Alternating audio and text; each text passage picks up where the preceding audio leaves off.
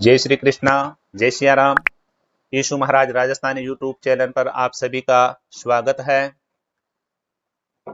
आप सभी को मैं आज बताने जा रहा हूं, इस सावन के पवित्र महीने में भगवान शिव जी की सरल विधि के द्वारा किस प्रकार से पूजा करी जावे और भगवान शिव जी का शुभ आशीर्वाद प्राप्त किया जा सके। भक्तों, सावन का पवित्र महीना, जिसमें जो भक्त भगवान शिव जी की आराधना करता है उसे मन वांछित फल की प्राप्ति होती है और उसके शरीर में जितने भी रोग उपस्थित हैं वो सभी रोगों से छुटकारा पा करके स्वस्थता को प्राप्त करता है और मन इच्छा की पूर्ति हेतु भगवान शिव जी की पूजा करने वाले भक्तों की मनोकामना पूर्ण होती है। शरीर में किसी भी प्रकार का कोई भी रोग हो, वह रोग भगवान शिव जी की आराधना करने मात्र से तत्क्षण दूर होकर के दूर चला जाता है और व्यक्ति सुखद अनुभव की अनुभूति करता है। सावन के पवित्र महीने में भगवान शिव जी की आराधना किस प्रकार से की जाए वह मैं आप लोगों को बता रहा हूं। भक्तों, आप भगवान शिव जी के मंदिर में जाएंगे, द्वार के ऊपर गणेश जी की मूर्ति स्थापित की हुई होती है, तो सर्वप्रथम आप भगवान गणेश जी महाराज को जल अर्पण करें। उसके पश्चात द्वार के पास में एक द्वारपाल जी की मूर्ति लगाई हुई होती है, आप उसकी पूजा करें। द्वारपाल की पूजा करने के पश्चात आप मंदिर में प्रवेश करें और मंदिर में प्रवेश करने के पश्चात आप भगवान शिव जी की पूजन हेतु सामग्री को सुव्यवस्थित करें। सामग्री में आपको लेकर के जाना है दूध, दही, घी, शहद और शुद्ध जल, रोली, मोली, चावल, सुपारी, प्रसाद, बिल्वपत्र, अर्क पुष्प यानी आंकड़े के पुष्प, धतूरे के पुष्प और धतूरे के फल, डोडे, वो आपको लेकर के जाना है। भगवान शिव जी के लिए प्रसाद के लिए आप मिश्री का भी प्रयोग कर सकते हैं, पतासा आप अर्पण कर सकते हैं, लड्डू, मिष्ठान आदि आप अर्पण कर सकते हैं। और प्रसाद के बाद में आप मुख शुद्धि के लिए तांबूल और सुपारी, लौंग, इलायची और फल इत्यादि आप भगवान शिव जी की पूजा हेतु ले जा सकते हैं। विशेषतः आपको भांग, बिजिया आपको जो है भगवान शिव जी के चढ़ानी है, वो भी आपको जो है सुव्यवस्थित कर लेनी है। भगवान शिव जी के सामने आसन लगा करके बैठ जाए और भगवान शिव पंचायतन, उसमें 5 मूर्तियां स्थापित होती है। प्रथम गणेश जी महाराज, दूसरी मैया गौरी की मूर्ति की स्थापना रहती है, नंदीश्वर भगवान की स्थापना रहती है, स्वामी कार्तिकेय की मूर्ति की स्थापना रहती है और भगवान शिव जी की स्थापना की हुई रहती है। विशेष ध्यान करने योग्य बात यह है कि भगवान शिव जी की जहां पर स्थापना रहती है वहीं पर जो जलहरी बनी हुई होती है वहां पर नाग देवता की भी स्थापना रहती है। तो सज्जनों, आपको भगवान शिव जी के साथ में नाग देवता की भी पूजन करनी होती है। आप संपूर्ण पूजा ओम नमः शिवाय इस पंचाक्षरी मंत्र को बोल करके भी कर सकते हैं या ओम जूम सह इस त्रयक्षरी मंत्र को बोल करके भी कर सकते हैं। ओम जूम सह मम पाले पाले सह जूम ओम, इस मंत्र को बोल करके भी आप भगवान शिव जी की संपूर्ण पूजा कर सकते हैं। बड़ा मंत्र यदि आपको याद हो, ओम होम जूम सह ओम भूर्भुवस्वः ओम त्र्यंबकं जजामहे सुगंधिं पुष्टिवर्धनम् उर्वारुकमिव बन्धनात् मृत्योर्मुक्षीयमामृतात् ओम स्व भूव भू ओम सह जूम होम ओम। यह बड़ा मंत्र है।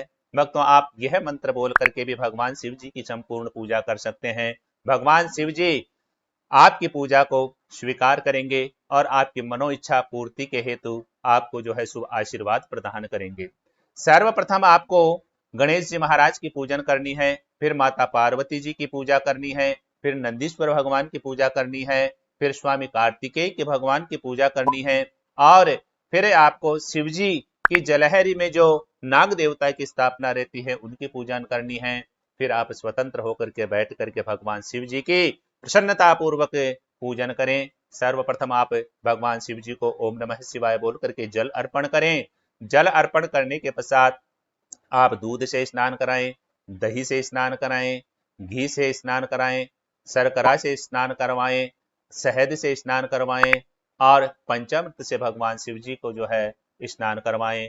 उसके पश्चात आप भगवान शिव जी के ऊपर पुनः जल अर्पण करें और जल अर्पण करने के पश्चात आप जो है विजया अर्पण करें। विजया अर्थात भांग जो है भगवान शिव जी को अति प्रिय होती है, आप भांग अर्पण करें और भांग चढ़ाने के पश्चात पुनः आप जल से जो है भगवान शिव जी की संपूर्ण मूर्ति को स्नान करवाएं और हो सके तो आप भगवान शिव जी के ऊपर कच्चे दूध का अभिषेक करें। ओम नमः शिवाय, ओम नमः शिवाय बोलते हुए आप 2 मिनट तक भगवान शिव जी को जो है कच्चा दूध अर्पण करें और फिर पुनः जल से स्नान करावें।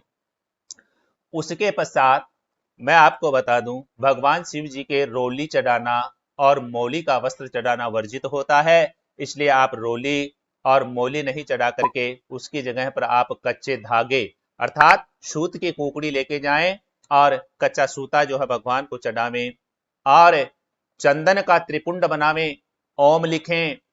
यह लिखने के पश्चात आप भगवान शिव जी के धो करके जो है अक्षत चढ़ावें और अक्षत चढ़ाने के पश्चात आप भगवान के सामने आप कुमकुम, अबीर, गुलाल आदि सभी वस्तुएं चढ़ावें, फल चढ़ावें। भगवान को आप प्रार्थना करें कि हे भगवान, मैं जो आपकी पूजा कर रहा हूं यह पूजा आप स्वीकार करें। ओम नमः शिवाय इस पंचाक्षरी मंत्र का आप उच्चारण करते रहें और भगवान शिव जी की आप जो है पूजा करते रहें।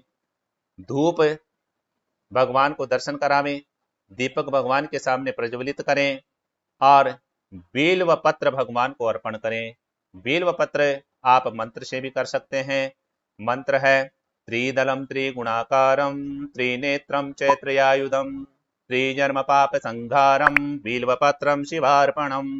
इस मंत्र के द्वारा भी आप भगवान शिव जी को बिल्व पत्र अर्पण कर सकते हैं। मंत्र यदि याद नहीं रहे तो आप भगवान शिव जी को ओम नमः शिवाय बोल करके बिल्व पत्र चढ़ावें। उसके पश्चात आप दोब चढ़ावें, धतूरे के पुष्प चढ़ावें, आंकड़े के पुष्प चढ़ावें और भगवान को भोग लगावें, प्रसाद चढ़ावें। प्रसाद चढ़ाने के बाद में आप जल से जो है आचमन करावें। आचमन करवाने के पश्चात आप भगवान को जो है फल अर्पण करें। फल में आप बेलवा फल ले सकते हैं, कदली फल ले सकते हैं, ऋतु फल जो मौसम के अनुसार चल रहे होते हैं वो मौसमी फल आप जो है भगवान को अर्पण कर सकते हैं। और उसके बाद में आप पुनः भगवान को जल जो है अर्पण करें। उसके पश्चात आप तांबूल, वीटिका, लौंग, इलायची, सुपारी आदि भगवान को जो है अर्पण कर सकते हैं। और उसके बाद में आप भगवान को दक्षिणा अर्पण करें। दक्षिणा अर्पण करने के पश्चात आप भगवान की जो है आरती उतारें। आरती करने के पश्चात आप वहां पर भगवान शिव जी से जो है प्रार्थना कर सकते हैं।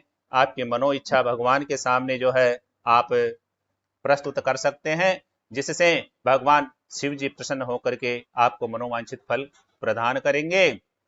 और भगवान से प्रार्थना करें कि हे भगवान, हे भोलेनाथ, हे शिव शंभु, हमने जो भी सामग्री के द्वारा आपकी पूजन की है इस पूजन को आप स्वीकार करें और हमें मनोवांछित फल की प्राप्ति कराने में जो है शुभ आशीर्वाद प्रदान करें। इस प्रकार से भगवान शिव जी को आप प्रणाम करें और भगवान से अपनी प्रार्थना स्वीकार करने के लिए जो है दंडवत प्रणाम करें।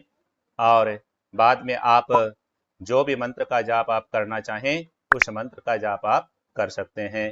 भक्तों, आप इस श्रावण के पवित्र महीने में भगवान शिव जी के द्वारा जो है मनोवांछित फल प्राप्त कर सकते हैं। पूजन अर्चन करें, यही मैं आपको शुभकामनाएं देता हूं कि भगवान शिव जी आपकी प्रार्थना स्वीकार करें और आपके पूजन को स्वीकार करें और आपको मनोवांछित फल प्रदान करें। जय श्री महाकाल, जय शिव शंकर, जय सिया राम, जय श्री कृष्णा।